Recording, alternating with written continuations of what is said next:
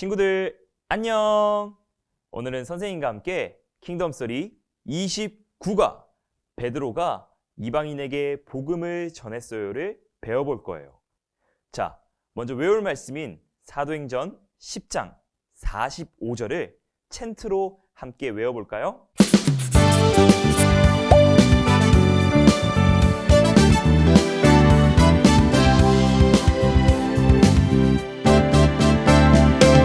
베드로와 함께 온 할례받은 신자들이 이방인들에게도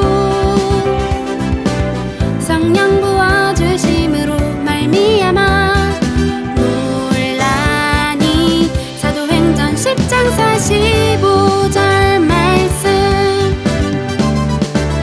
베드로와 함께 온 할례받은 신자들이 이방인들에게도 성령 부어주심으로 말미암아 논란이. 사도행전 10장 45절 말씀. 여러분은 거미가 곤충이라고 생각하나요? 아니라고 생각하나요? 거미가 곤충인지 아닌지 확인하기 위해서 곤충인 개미와 비교해서 알아보아요. 세 개의 질문을 읽고 거미와 개미는 각각 어떤지 맞는 답에 동그라미 표시해 보세요.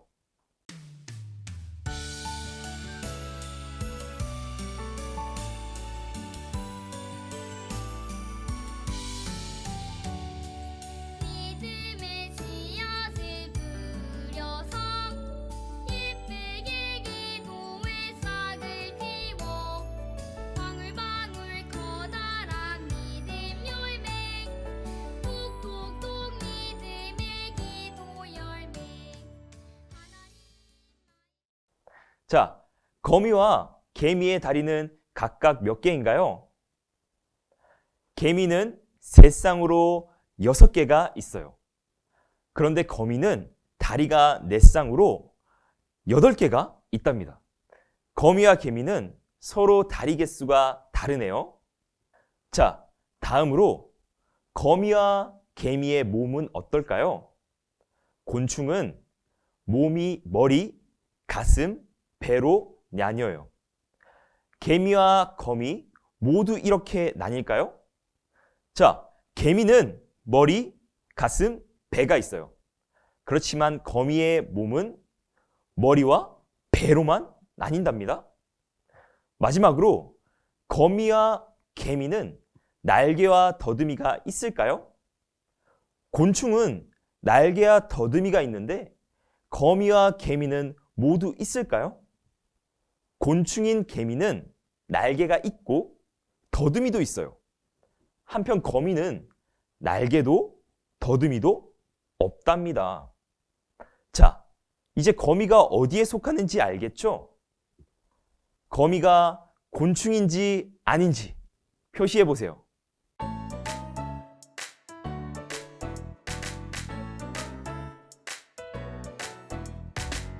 어디를 가든 무엇을 하든 날 사랑하시는 주님과 함께. 어디를 가든 무엇을 하든 날 부르시는 내 주님과 함께. 내게 주신 큰 사랑 때문에 내게 싹튼 믿음 때문에. 어떤 어린이는 거미가 곤충과 비슷하게 생긴 것 같아서 곤충이라고 여겼을 거예요. 그런데 정확하게 살펴보니 거미는 곤충이 아닌 동물이었어요. 이렇게 우리는 사실 그렇지 않은데도 맞다고 생각하며 잘못된 생각에 빠질 때가 있어요. 심지어 우리가 하나님께 구원을 받는 아주 중요한 일에 있어서도 마찬가지죠.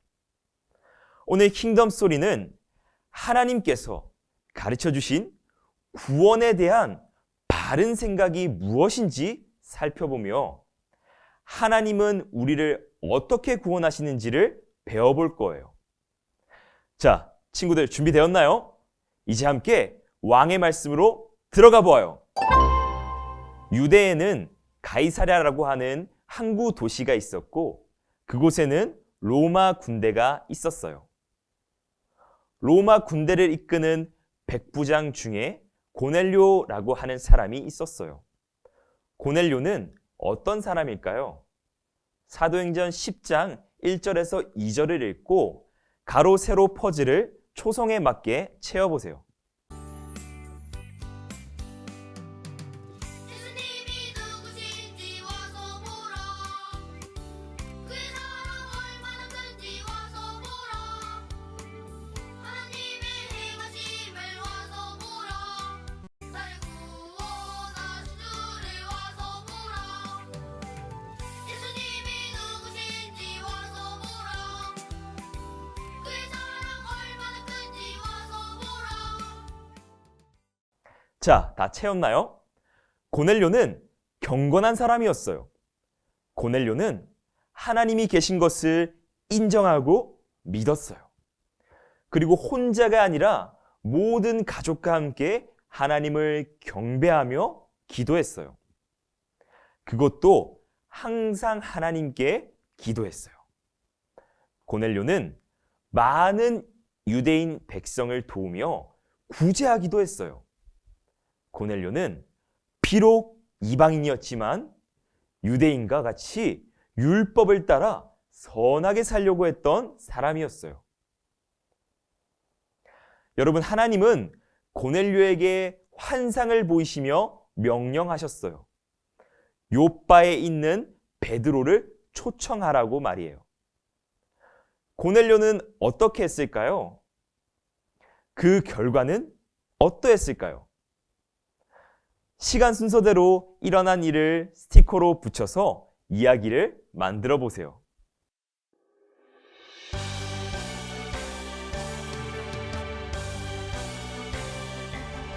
끝까지 이르러 내 증인이 되리라. 예수님 내게 말씀하셨죠. 나는 자꾸 어려도 할 수 있어요. 세상 끝날까지 나와 함께하리라. 고넬료는 하나님 말씀대로 하인과 경건한 부하를 시켜서 베드로를 모시고 오라고 했어요. 고넬료가 보낸 사람들이 요빠에 도착할 즈음 식사를 기다리던 베드로는 놀라운 한상을 보았어요. 하나님은 한 그릇에 4발 가진 짐승, 기는 것, 나는 것이 담긴 환상을 보여주셨어요. 율법에서 말한 깨끗한 동물도 부정한 동물도 있었죠. 하나님은 베드로에게 일어나 잡아 먹어라 라고 명령하셨어요. 하지만 베드로는 율법에서 부정한 동물을 잡아 먹을 수 없었어요. 하나님께서 3번이나 말씀하셨는데도 말이지요. 마침 고넬료가 보낸 사람들이 베드로를 불렀어요. 베드로는 성령님이 명령하신 대로 의심하지 않고 따랐고 고넬료를 만나러 갔어요. 고넬료는 온 가족과 친척, 가까운 친구들을 모아 베드로를 기다렸어요. 베드로를 만난 고넬료와 가족들은 어떻게 되었을까요? 우리 함께 알맞은 설명 내용에 동그라미 표시해 보세요.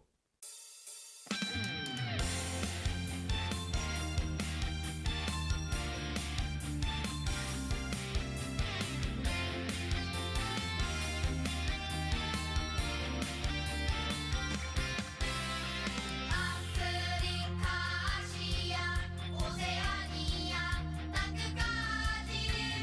아메리카, 유럽, 땅끝까지. 온 세상. 여러분, 베드로는 유대인이 이방인인 고넬료를 만나는 건 율법을 어기는 것이라고 여겼어요. 하지만 아무도 깨끗하지 않다고 하지 말라고 하신 하나님의 말씀을 따라 이방인인 고넬료를 만나러 갔어요. 베드로는 하나님은 누가 유대인이며 이방인인지 구분짓지 않으시고 하나님을 경외하는 사람은 누구나 받으신다는 것을 깨달았어요. 마침내 베드로는 예수님이 하신 모든 일을 증언하며 복음을 전했어요. 그러자 성령님이 말씀을 듣는 모든 사람에게 내려오셨어요. 여러분, 베드로도 이방인 고넬료에게 성령님이 임하시는 모습을 보고 깜짝 놀랐어요. 신기하지 않나요? 그런데 당시의 유대인들은 이방인들을 무시하고 이방인들에게는 구원이 없다고 생각했어요. 유대인들은 무엇 때문에 그렇게 생각했던 걸까요? 사도행전 10장 45절과 15장 1절에 공통으로 나오는 단어로 유대인의 말풍선을 완성하고 그림 속 글자로 정리된 문장을 채워보세요.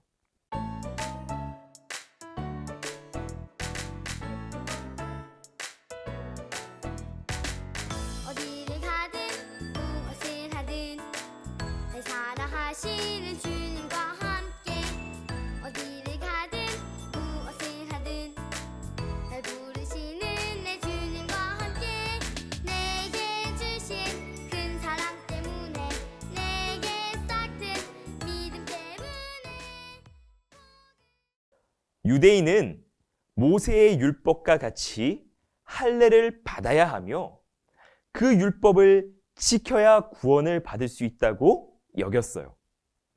그래서 유대인은 만약에 이방인이 하나님의 백성이 되려고 한다면 반드시 유대인이 하나님과 언약을 맺을 때 의무로 여겼던 율법을 이방인도 지켜야 한다고 여겼지요. 하지만 그들의 생각은 틀렸어요. 왜냐하면 하나님은 구원을 유대인에게도 이방인에게도 똑같이 주시기 때문이에요. 고넬료에게 성령님이 임하셔서 믿음을 갖게 하신 것처럼 말이에요. 우리가 여기서 알 수 있는 구원의 특징은 무엇인가요? 출발부터 도착까지 만나는 색깔 블록 순서대로 같은 색 빈칸에 써보세요.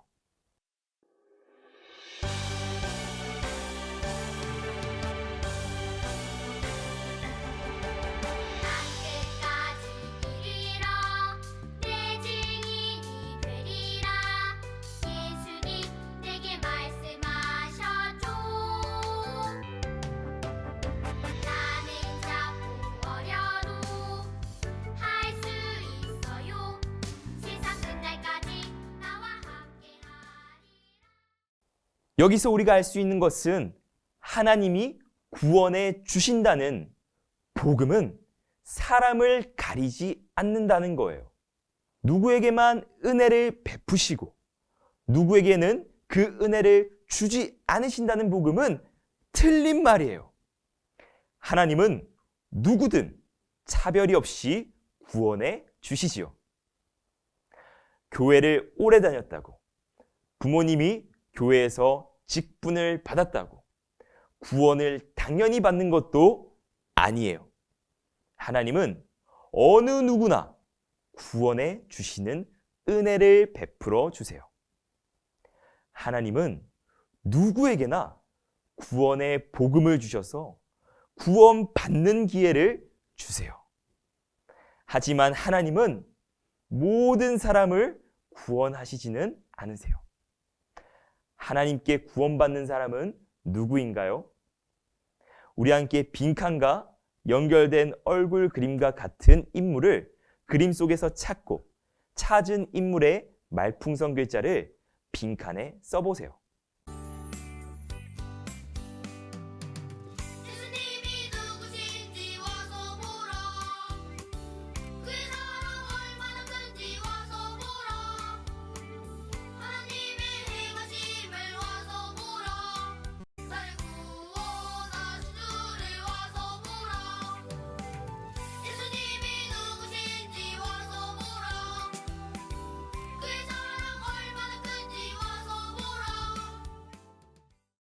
하나님은 복음으로 가르쳐 주신 대로 오로지 의로우신 예수님만 받아들이고 믿으며 의지하는 사람을 구원하세요. 그 사람이 아이든 노인이든 여자든 남자든 유대인이든 이방인이든 말이에요. 그래서 여러분과 같은 어린아이도 예수님을 마음에 모시면 구원받는 거예요. 하나님께서 베푸신 은혜를 기억하며 우리 함께 따라 외쳐보아요.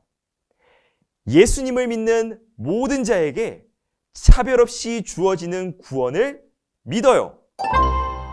하나님은 예수님을 믿는 우리에게 구원을 베풀어 주셨어요. 우리가 이방인이고 어리지만 하나님은 예수님을 받아들이고 의지하는 믿음을 주셔서 구원해 주셨어요. 그런데 혹시 우리는 복음을 전하는데 잘못된 생각을 하고 있지는 않나요? 4개의 질문 중에 맞는 문장에 체크 표시해 보세요.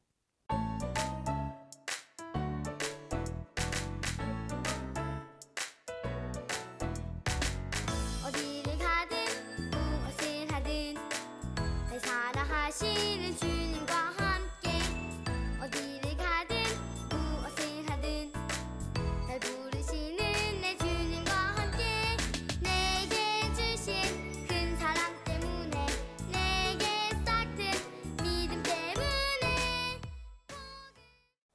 복음은 어른들만 전할 수 있는 것이 아니에요. 어른들이 어린 아이에게만 전하는 것도 아니지요. 어린이든 어른이든 누구든 전할 수 있고 누구에게든 전할 수 있어요. 교회를 오래 다닌 사람만 전하는 것도 아니에요. 교회를 오래 다니지 않았어도 복음을 듣고 예수님을 믿는다면 누구나 전할 수 있어요. 똑똑함이나 센 힘도 복음을 전하는 기준이 될 수 없어요. 여러분이 예수님을 믿고 구원받은 사람이라면 누구든지 복음을 전하는 거예요. 바른 생각을 하며 우리 함께 따라 써보세요.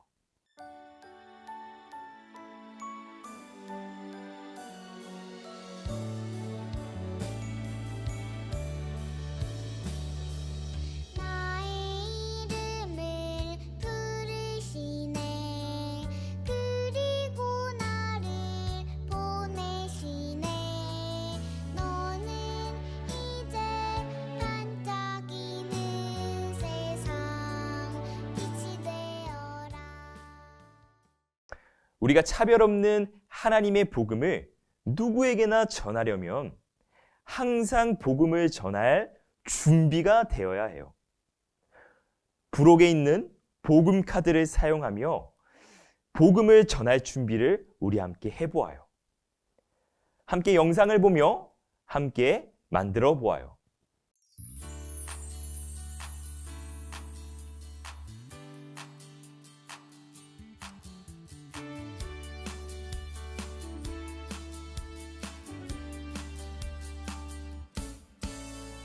나와 세상을 향하여 온 세상 어린이에게 전하세 복음을 들고서 온 땅의 모든 어린이에게 위에 죽으신 구원의 우리 주를 천국 소망 예비하신 사랑의 주를 랄랄라 우리 복음 들고 나가는 세상의 어린이들로 밝히자.